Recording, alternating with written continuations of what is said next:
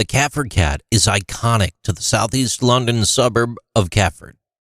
You know you've entered Catford once you catch sight of the gigantic fiberglass feline.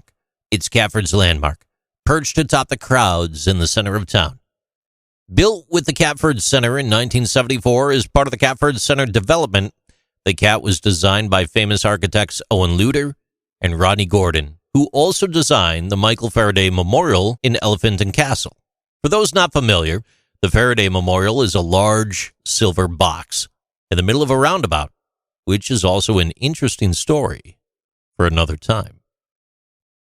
Luter and Gordon were part of the Lewisham Council's ambitious plan in the 1960s and 70s to make Catford a shopping, cultural, and leisure destination, and they designed the iconic Arrows House in town.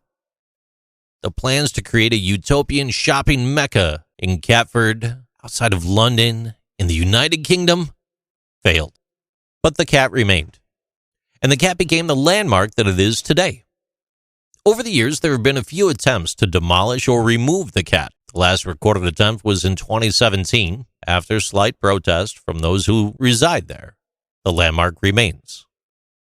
There seems to be an agreement now between the residents of Catford and most of South London that the Catford Cat is a structure that needs to stay, even if the Catford Center is ever destroyed. The name Catford was first recorded in 1254. It relates to an old ford on the site of today's Catford Bridge over the Ravensbourne River.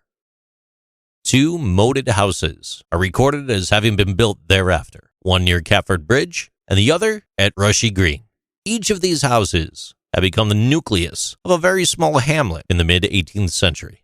The green was enclosed in 1810 and soon built upon.